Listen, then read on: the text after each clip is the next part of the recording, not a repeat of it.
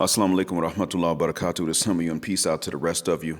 Black Heart is signing Black in again, asking you to hit that share button because it benefits us. The like and the subscribe button benefit me personally.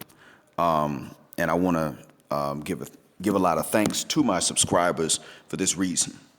I have not asked people to subscribe, so you've done this out of the kindness of your own heart or out of your own incentive and initiative to support me. So nobody has subscribed because I asked them to. They've done it because they chose to. And my thanks go out to you. By the way, you all have some interesting screen names. That being said, let me go ahead and get to the point here. Thank you, BGS, for referring people directly or indirectly to my video about April Mason and her cousin almost being snatched up. I listened to your analysis this morning, and it actually does make a lot of sense when I think about it.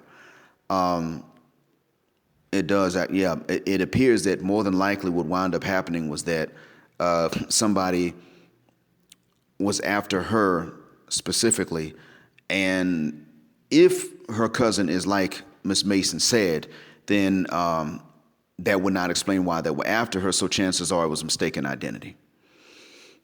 And that's a very easy mistake for a lot of people to make. Mistaken identity, it does happen, it's no joke. But nonetheless, if she's the type that doesn't get involved in any kind of foolishness, but she was still targeted specifically, then the only thing left would be that they thought she was somebody else.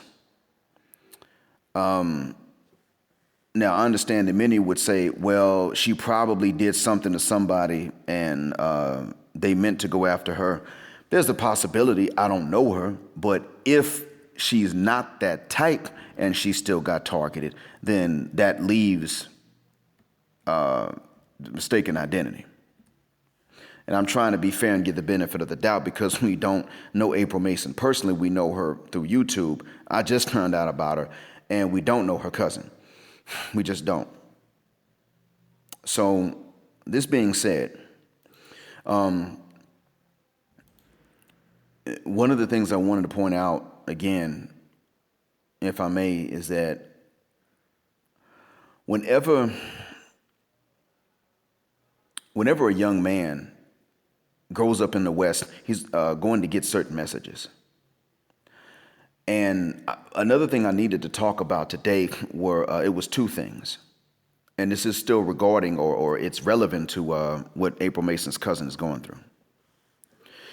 Number one, I want to thank BGS for reminding me about this in his last talk, and that is that kidnappings happen in many places, and they're done by someone that is ethnically the same as usually the victim. They use Latin American men to kidnap Latin American women. They use black men to kidnap black women. And when white women get kidnapped, they use white men to do it. Whoever's doing this trafficking is using people to kidnap women of the same ethnicity and background as them. In the country in which I live and work, it is very conservative. Women do get kidnapped. They're usually kidnapped temporarily, raped, and then returned. When it happens, it doesn't happen a lot, but the majority of the kidnappings go along those lines. It's not non-citizen men that are doing these kidnappings. If a man's going to kidnap a woman, chances are he's going to take that booty too. He's going to rape her, and it's usually going to be a man of the same ethnicity. A migrant worker here from Pakistan or India, Bangladesh, or from the motherland or Egypt, nor would a highly paid Western teacher come over here and kidnap them. That wouldn't go over well. We know the scrutiny is too high. So it's not only black women that are being kidnapped, it's just that black women are probably being kidnapped only by black men because anytime someone's kidnapped, as far as we know, they use someone that can get in to do it. Secondly, I also wanted to point this out too, just to be fair. I wanted to talk about boundaries because of what they mean for a lot of young men nowadays. Obviously, any man that's going to go and kidnap women, whether it's on a personal basis or if it's just for money for somebody else, a man that's going to do it obviously does not respect women's boundaries. Okay, that That's understood. That doesn't need an explanation. You understood that right off the bat when I said it. Now, let's go further. When a woman sets up boundaries, the men who understand these boundaries the most are also going to be the men who get the furthest ahead in life. They don't do ignorant things that are going to set them back. They're not bringing drama into their lives by disrespecting and violating women's boundaries that they've set up. Does that make sense? These are also the men that are not going to get involved in women's business unless they just know that she didn't start this and this is not a personal conflict. That's it. That's all there is to it. The good men are the ones who respect women's boundaries. Now stop and think for a second. Imagine a society in which every woman raises their boundaries and the attractive women have the most boundaries. Is April Mason nice to look at or not? I saw her. She's gorgeous to look at. We know she has boundaries. We're trained, we're raised up and socialized now to understand that a woman that looks like her is going to have a bunch of boundaries. We know this. She's going to have 4 more boundaries than an ugly woman. We know this just from experience, just from growing up. Well, if she's got these boundaries, and it's okay that she does, what are good men going to do? They're going to respect those boundaries. This is why, Miss Mason, when you went on Facebook and talked about how unsafe you felt, none of your platonic friends offered to come stay in your house. They're not going to invite themselves to your house. That violates your boundaries. And they're not going to say, come stay at my house because you're attractive. They're men. That violates your boundaries. There is no right thing for a man to do in that situation until you ask him to do it. Now do you get it? You got boundaries and you have the right to your boundaries. Men have the right to respect your boundaries, and the good men, the ones you're comfortable enough to make your friends, are good enough because they will respect your boundaries, and you know this. So now you've got it. They've respected your boundaries and they didn't come forward and offer to stay in your house, inviting themselves to your house, nor did they invite you to theirs.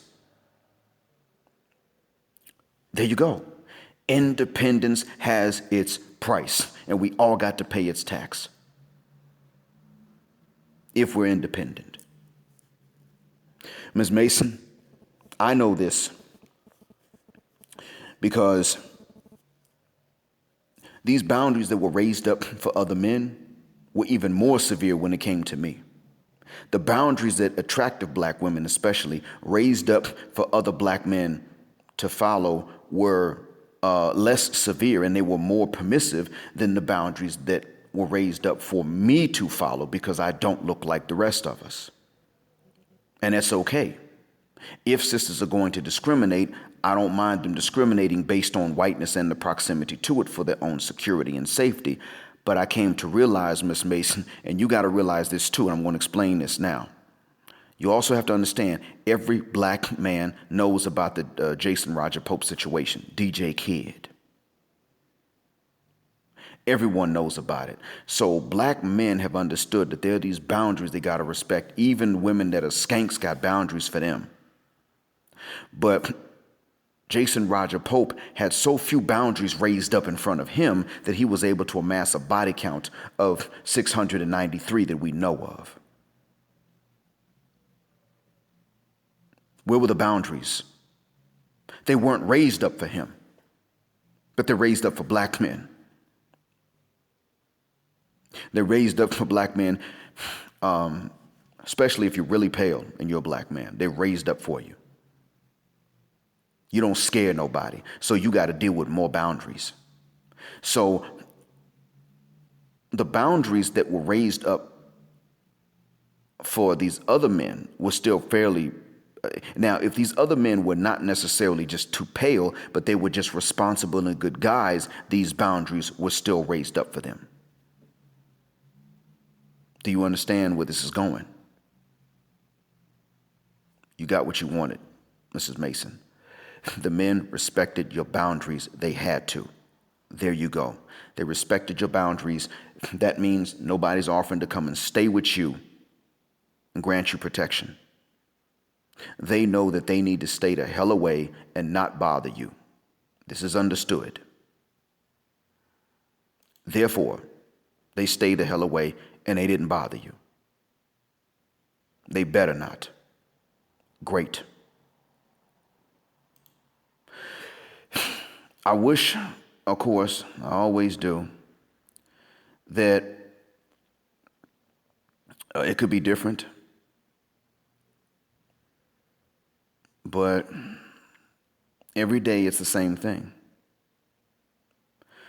Good men have boundaries raised up in front of them that bad men don't even have to respect. A no good, he is principally a penis type of guy, does not come across these same boundaries. They're not raised in front of them. And then you've got these guys that are generally good guys, but you know what? Ain't nobody throwing the draws at them. I'm going to say this too. Last thing I'm going to say, Miss Mason, and to those who follow her. You don't have to use sex to reward a man's protection per se, but there has to be a reward. And the reward cannot be celibacy. That cannot be the reward. Celibacy cannot be a valid reward for any man to do anything, actually. That's not a reward. That's a punishment. If a man takes a vow of celibacy himself, but women say that, but women still say to this man, if you do this, that, and the other, none of us will screw you. If they don't say it, but they simply show that, that man still will not do what it is that the women have said or shown, that they will not sleep with a man collectively. All of them would say, we all agree we're not going to sleep with this man if he does this. Men who take vows of celibacy don't go off cutting off one leg just to make themselves unattractive to women. They don't take vows of celibacy and then say, I'm going to eat nothing but carbs and starch just to make myself too fat and sloppy. If they take a vow of celibacy, they take a vow of celibacy and they just don't do anything. They don't go and make themselves the kind of guy that women would all agree unanimously that they're going to make into a celibate man. In our community, studying and protecting women and being a positive person will make that man slated for celibacy by the women, not by himself. It's no longer a vow at that point that he made. It's now something that the women got together and decided, God damn it, he just has to live with it. One of them, like I said, is protecting the women. So no, sorry. But not only, we have to understand that when in the case of protecting American or Western black women in general, especially American black women, and especially in a place like Atlanta, let's call it what the hell it is.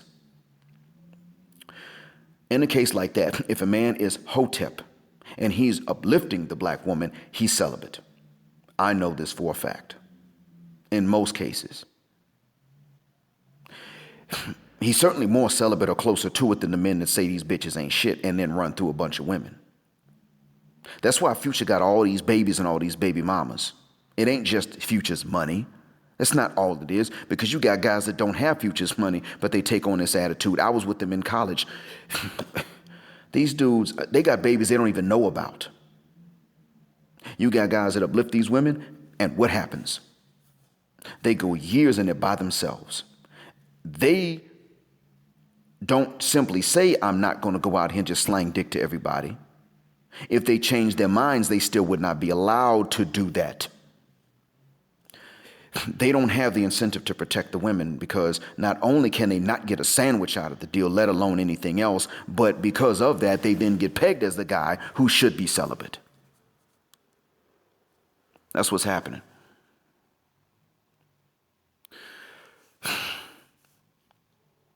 When women get kidnapped in this country, Miss Mason, nobody sits up and says, well, the men all collectively failed to protect her. They don't say that. They look for the kidnapper and they throw his butt in jail. And if they can prove that he did anything else, they punish him for the other crime too. The kidnapping is enough of a crime. They can prove that he raped her or that he even touched her genitals, her vagina. He's going to be punished for both. The punishment for rape is no longer death anymore, but it is a prison term. Do you understand what goes on here? They don't sit up and say, well, her brother and her dad didn't do anything. They say she got kidnapped. The family honor is at stake if the woman just goes buck wild and gets caught, whether it's one time or repeatedly. That's when the family honor is at stake. When she gets kidnapped, the family honor is not at stake, and the police don't even release the family name of the victim in the first place to the public. This is not the fault of black men. That's all you need to know. And celibacy cannot be a reward for protecting a woman anymore. Now, every reward does not have to be sexual, I'm not saying that, but celibacy cannot be a reward for any kind of behavior that you want men to practice. No more of that. You cannot, and I'm saying this not just to Miss Mason or to a cousin, but to African American women in general, and black women in the West in general. Whatever the hell you want men to do, don't make celibacy or even being cheated on the reward for this. Once a man knows that something makes him less attractive to you, even if it's something you need him to do, he has no more incentive to do it. End of story. So if me opening a door for you makes me less attractive to you than another man, don't ask me to open doors for you.